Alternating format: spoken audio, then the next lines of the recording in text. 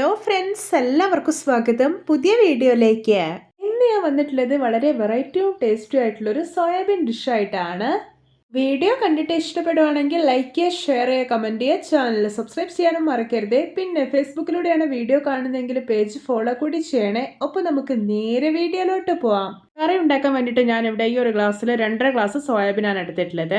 ഞാനിതൊന്ന് തിളപ്പിച്ചെടുത്തതിന് ശേഷം തണുത്ത വെള്ളത്തിലിട്ട് നന്നായിട്ടൊന്ന് പിഴിഞ്ഞെടുത്തിട്ടുള്ളതാണ്. ഇനി നമുക്കൊരു അരപ്പ് റെഡിയാക്കാം. അതിനായിട്ട് മിക്സിയുടെ ചെറിയ ജാറിലോട്ട് 1/4 മുറി തേങ്ങ ചിരകിയത് ഇട്ട് കൊടുക്കാം.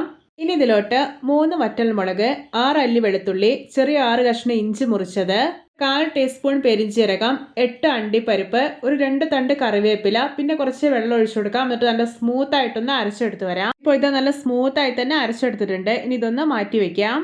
കറി ഉണ്ടാക്കാൻ വേണ്ടിയിട്ട് ഞാനിവിടെ ഒരു ഉരുളി അടുപ്പത്ത് വെച്ചിട്ടുണ്ട്. ഇതിലോട്ട് 2 ടേബിൾ സ്പൂൺ ഓയിൽ ഒഴിച്ചു കൊടുക്കാം. ഇതിലോട്ട് 2 പച്ചമുളക് അരിഞ്ഞതും 6 അല്ലി വെളുത്തുള്ളി കൂടെ ഇട്ട് കൊടുക്കാം. എന്നിട്ട് നന്നായിട്ടൊന്ന് വഴറ്റിയെടുക്കാം. ഇതിലോട്ട് ഒരു വലിയ ഉള്ളി അരിഞ്ഞത് ഇട്ട് കൊടുക്കുന്നുണ്ട്. എന്നിട്ട് ആവശ്യത്തിന് ഉപ്പ് കൂടി ചേർത്തിട്ട് വീണ്ടും വഴറ്റാം.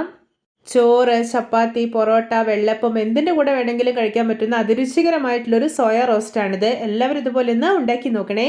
ഇപ്പോൾ ഇതാ ഉള്ളിയെല്ലാം അത്യാവശ്യം നന്നായിട്ട് വഴന്ന് കിട്ടിയിട്ടുണ്ട്. ഇനി ഇതിലോട്ട് ഒരു തക്കാളി അരിഞ്ഞത് ഇട്ട് കൊടുക്കാം. എന്നിട്ട് വീണ്ടും വഴറ്റാം. ഇപ്പോൾ ഇതാ തക്കാളിയൊക്കെ ഒന്ന് ഉടഞ്ഞു കിട്ടിയിട്ടുണ്ട്. ഇനി ഇതിലോട്ട് മസാലപ്പൊടികളൊക്കെ ചേർക്കാം. 1.5 ടേബിൾ സ്പൂൺ മുളക് പൊടി, 1/2 ടീസ്പൂൺ മഞ്ഞൾപ്പൊടി, 1/2 ടീസ്പൂൺ മല്ലിപ്പൊടി, ഇനി ഒരു 1 ടീസ്പൂൺ കാശ്മീരി മുളക് പൊടിയും 1 ടീസ്പൂൺ ചിക്കൻ മസാല കൂടെ ചേർക്കുന്നുണ്ട്. എന്നിട്ട് നന്നായിട്ടൊന്ന് ഇളക്കി യോജിപ്പിച്ചെടുക്കാം. ഇനി ഇതിലോട്ട് സോയാബീൻ ചേർത്ത് കൊടുക്കാം. എന്നിട്ട് ഇതിലെല്ലാം മസാല നല്ലപോലെ പിടിക്കും ഇതൊന്ന് മിക്സ് ആക്കി എടുക്കാം. ഇനി ഇതിലോട്ട് കുറച്ച് വെള്ളം ഒഴിച്ചു കൊടുക്കുന്നുണ്ട്. എന്നിട്ടൊന്ന് ഇളക്കി എടുത്തതിന് ശേഷം ഇത് അടച്ചു വെച്ച് കുക്ക് ചെയ്യാം. ഞാൻ ഈ ഒരു സോയ റോസ്റ്റ് നല്ല തിക്നെസ്സോടെയാണ് റെഡിയാക്കി എടുക്കുന്നത്. അതുകൊണ്ട് തന്നെ കൂടുതലായിട്ട് വെള്ളം ഒഴിക്കുന്നില്ല.